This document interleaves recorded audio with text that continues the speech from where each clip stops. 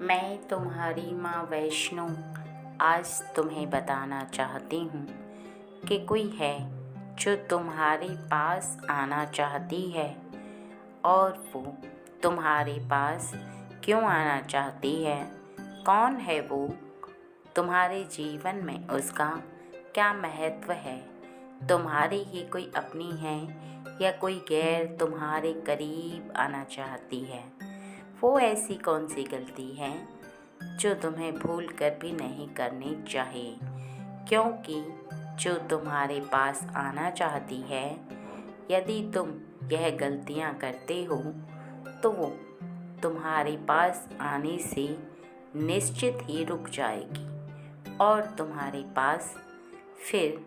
कभी आ नहीं पाएगी। इसलिए तुम आज मेरी बातों को बहुत ही ज़्यादा ध्यानपूर्वक सुनना और समझना, क्योंकि तुम्हें यह जानना ज़रूरी है कि इन गलतियों को करने से उसके आने ना आने पर क्या प्रभाव पड़ेगा। इसलिए तुम बस ध्यान से मेरी बातों को सुनो और समझो। निश्चित ही तुम अपने जीवन में बहुत बड़ा कार्य करने जा रहे हो और ऐसी गलती से तुम अपने आप को बचा पाओगे। तुम मेरी बात को इस तरह से समझो कि यदि तुम किसी भी ऐसे इंसान के घर में जाते हो जो तुम्हारा मित्र है या तुम्हारा कोई भी रिश्तेदार है या तुम्हारा कोई भी ऐसा अपना है जिससे तुम बहुत ही ज़्यादा लगाव रखते हो, तुम उससे बहुत ज़्यादा प्रेम करते हो, लेकिन यदि वह व्यक्ति तुम्हारा आदर सम्मान न करे या कुछ ऐसी बातें बोले जो कि तुम्हारे हृदय को बिल्कुल भी प्रिय ना लगें, अर्थात कुछ ऐसे वचन जो कि किसी के खिलते हुए चेहरे पर मुस्कुराहट छीन लें, या फिर किसी ऐसी बात से जिसे सुनने के पश्चात किसी भी इंसान के हृदय को धक्का लगता है, तुम्हारे हृदय को भी धक्का लगे, तो क्या तुम उसके घर पर रह पाओगे? उसके घर काफ़ी देर तक बैठ पाओगे?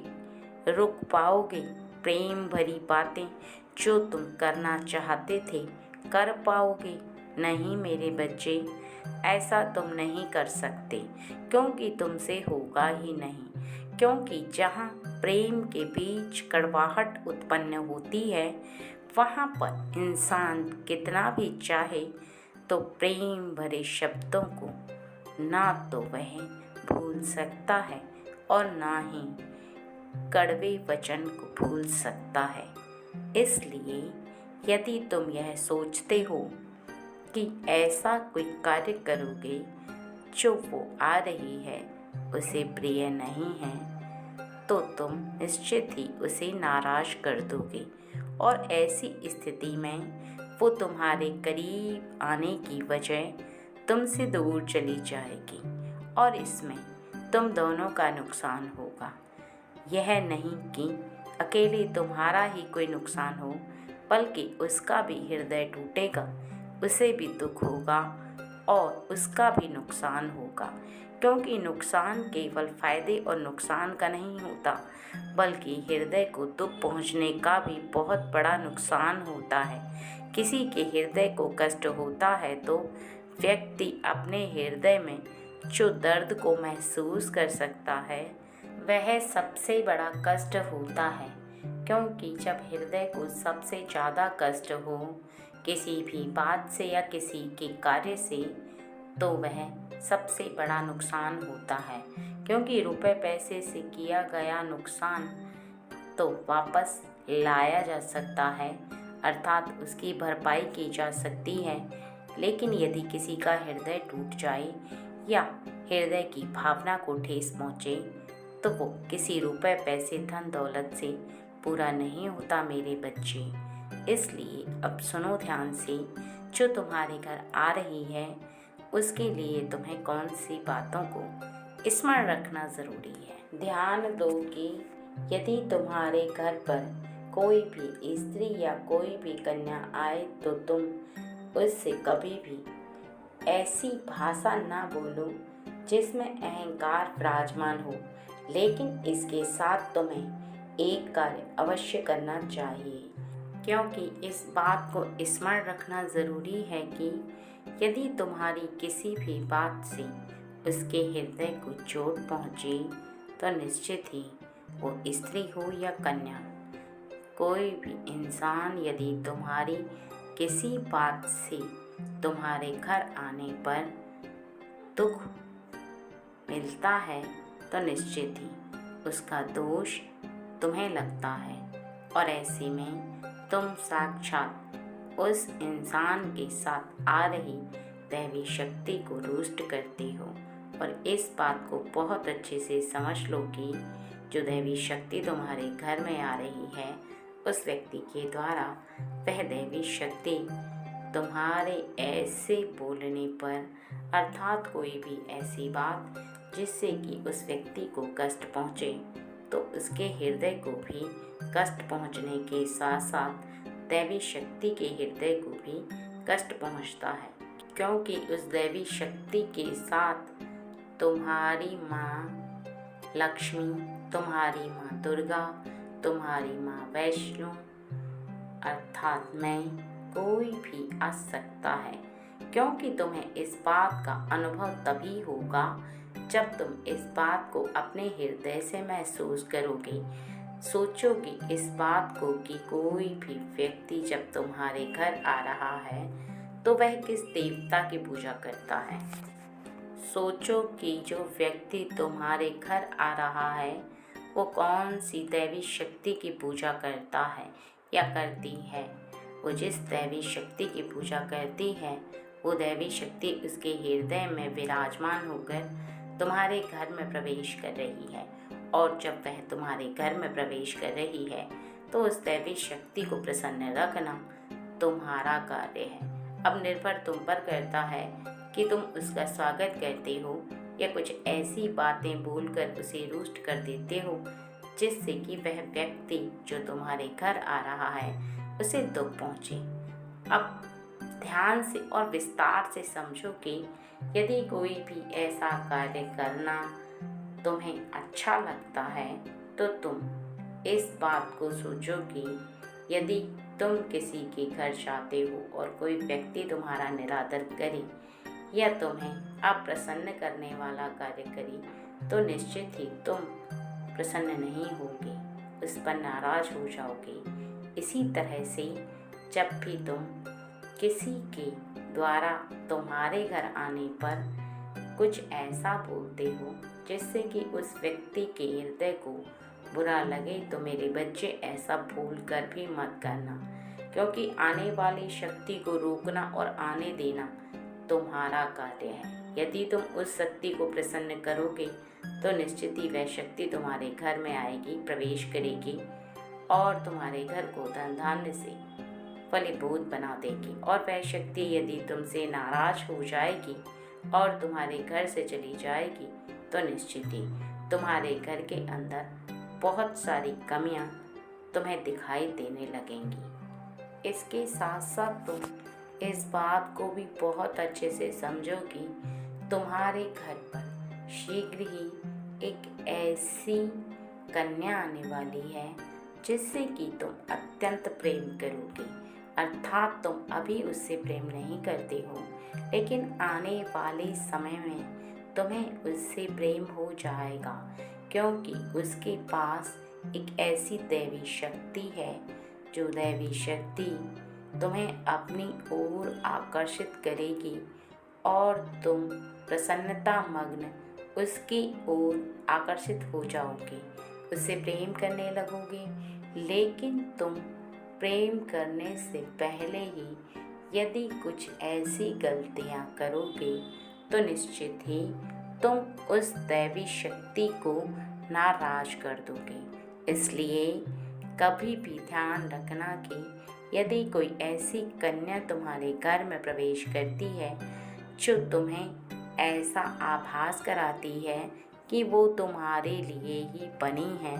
और तुम उसके लिए ही बने हो, तो निश्चित ही तुम उसे ना तो कभी भी ऐसा कोई शब्द कहना जिससे कि उसे बुरा लगे, और ना ही ऐसा कोई कार्य करना जिससे कि तुम्हारी तरफ वो आकर्षित ना हो पाए। क्योंकि जीवन में हर व्यक्ति की इज्जत को समझना, उसका मान सम्मान करना, उसके साथ कौन सी शक्ति रहती है, इस बात को एहसास करना तुम्हारे लिए ज़रूरी है मेरे बच्चे।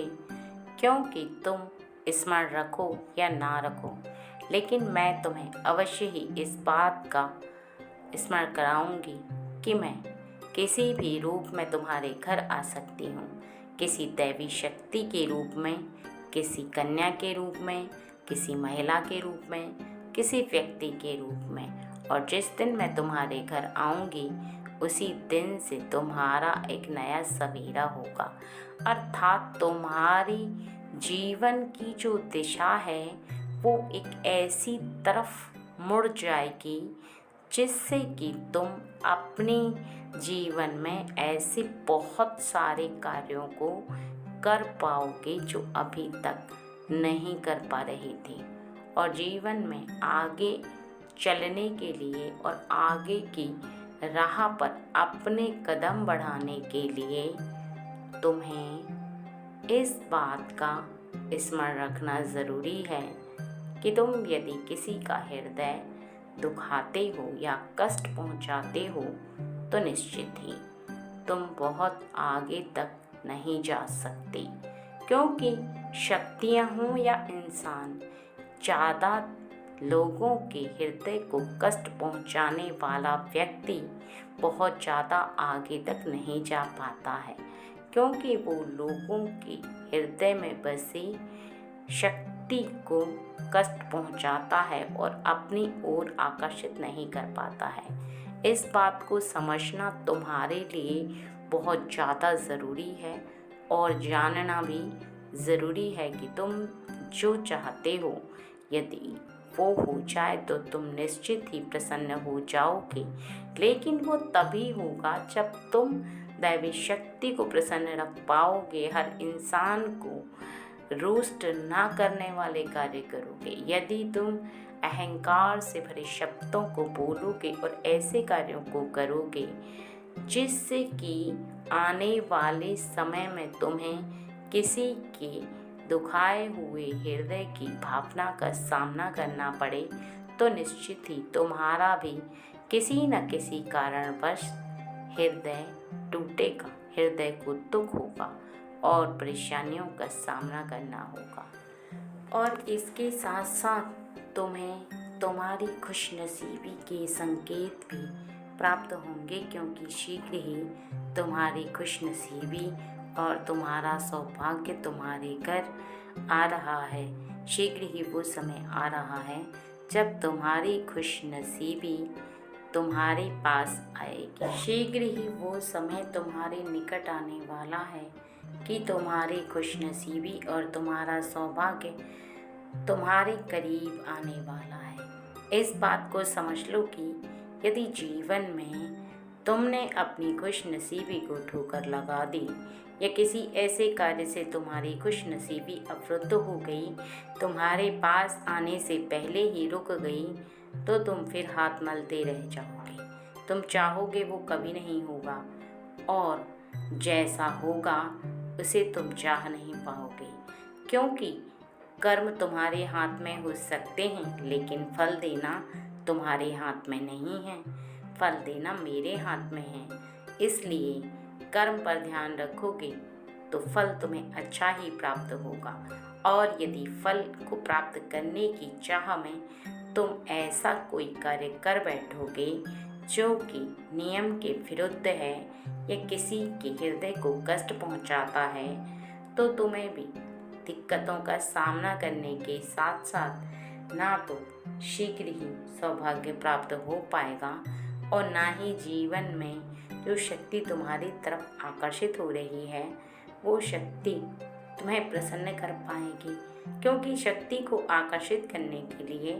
और उसे प्रसन्न रखने के लिए तुम्हें खुद के कर्मों पर विशेष ध्यान देना अति आवश्यक है। और ये जानना भी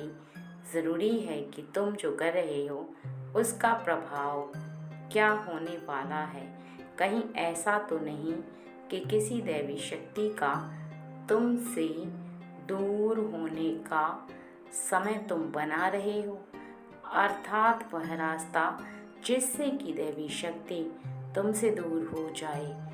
तुमसे रुष्ट हो जाए और तुम्हारे साथ उसकी दूरी बनना प्रारंभ हो जाए। इस बात को जानना तुम्हारे लिए ज़रूरी है। इसके साथ ही इस बात को समझना तुम्हारे लिए ज़रूरी है कि तुम्हारे जीवन में कर्म बहुत ही ज़्यादा महत्वपूर्ण होता है। जैसा करते हो वैसा फल प्राप्त होता है, अर्थात तुम्हारे हृदय की धारा किसी के लिए जिस तरह का बहाव रखती है उसी तरह का तुम्हें बना देती है और तुम दूसरों के प्रति उसी तरह सोचते हो और तुम जैसा सोचते हो वैसा ही दूसरों के समक्ष अपने आप को प्रस्तुत करते हो, अर्थात तुम दूसरों से वैसी ही भाषा बोलते हो और तुम्हारी वैसी ही छवि इंसान के व्यक्तित्व के हिसाब से दूसरे के मन में छप जाती है। क्योंकि बोलने वाला व्यक्ति इस बात को नहीं समझ पाता कि वो सामने वाले व्यक्ति पर स्वयं का क्या प्रभाव डाल रहा है। जैसा बोल रहा है व्यक्ति उसे वैसा ही समझेगा, क्योंकि बोली ही तुम्हारे चरित्र का प्रमाण है और तुम जैसा बोलते हो वैसा ही तुम्हें दर्शाती है कि तुम वैसे व्यक्ति हो, अर्थात तुम्हारे बारे में दूसरे को पूर्ण रूप से बताती है कि तुम कैसे इंसान हो। और यदि तुम अच्छी भाषा बोलते हो, सोच समझकर बोलते हो, ये सोचते हो कि तुम किसी के हृदय को चुभने वाली बात ना बोलो या किसी के हृदय को जीतने वाली भाषा बोलो,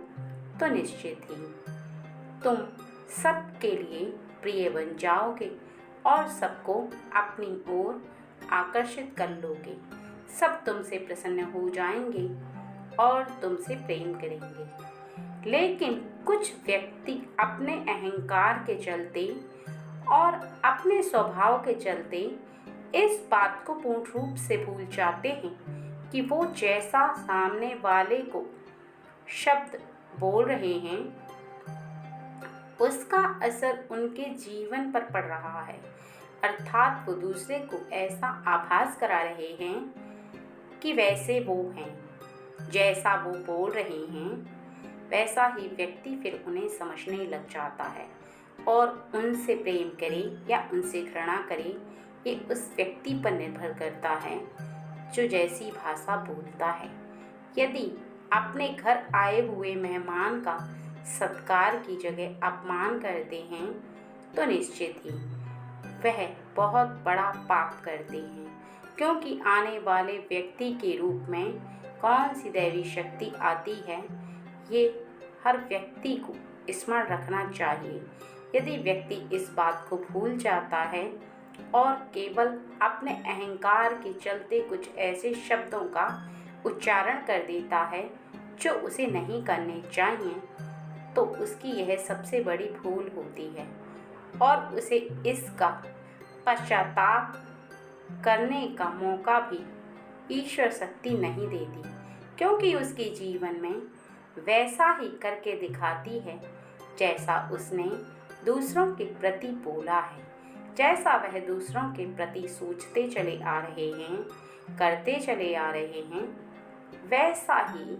उनके जीवन में वह दैवी शक्ति करके दिखाती है। तभी वह व्यक्ति इस बात को समझ जाते हैं कि हाँ, मैंने वहाँ पर कुछ शब्द बोले, कोई गलती की, किसी का अपमान किया तभी मेरे जीवन में यह हो रहा है। लेकिन कई बार व्यक्ति जो करता है, जो बोलता है, उसे स्वयं के ऊपर नहीं ले पाता। वो करता चला जाता है और दूसरों का अपमान करने के पश्चात भी इस बात को बिल्कुल नहीं समझता कि जैसा वो दूसरों के लिए बोल रहा है, वो खुद के लिए एक ऐसी खाई खोद रहा है जिसमें वो स्वयं ही गिर सकता है। क्योंकि ऐसा आभास करने के लिए हृदय में इस भावना को समझना ज़रूरी है। और जो व्यक्ति इस बात को समझ लेता है, वह किसी के सामने बोलने से पहले 10 बार सोचता है और वो सबको अपनी ओर आकर्षित कर जाता है और उसके जीवन में वो सबका प्रिय बन जाता है। ऐसे में उसे दैवी शक्ति के साथ साथ सभी इंसान प्रेम करने लगते हैं और वो सबको अपनी ओर आकर्षित इसी वजह से कर पाता है। यदि तुम बोलने से पहले ध्यान रखोगे कि तुम जो बोल रहे हो किसी भी इंसान को उसका क्या प्रभाव पड़ेगा, तो निश्चित ही तुम अपने जीवन में दैवी शक्ति के साथ साथ सभी के प्रिय बन जाओगे। सब तुमसे प्रेम करेंगे और तुम्हें चाहेंगे, सराहेंगे। तुम्हारी आलोचना नहीं होगी बल्कि प्रशंसा होगी। सब तुम्हारी प्रशंसा करेंगे। तुम इस बात को समझ लो कि जिस इंसान की जीवन में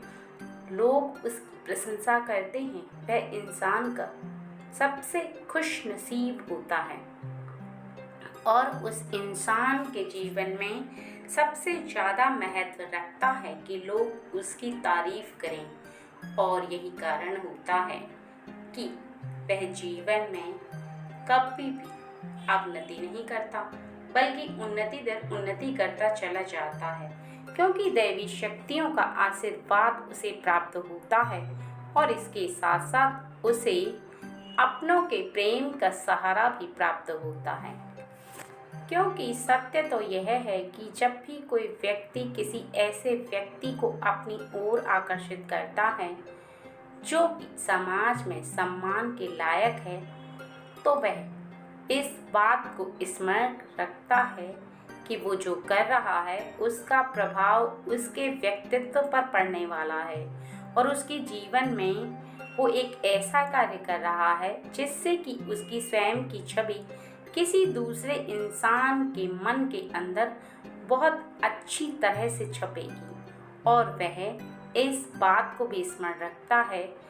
कि जैसा उसने किया उसका फल भी उसे ही ऐसे प्राप्त होगा। अर्थात ना तो उसका कोई अपमान करेगा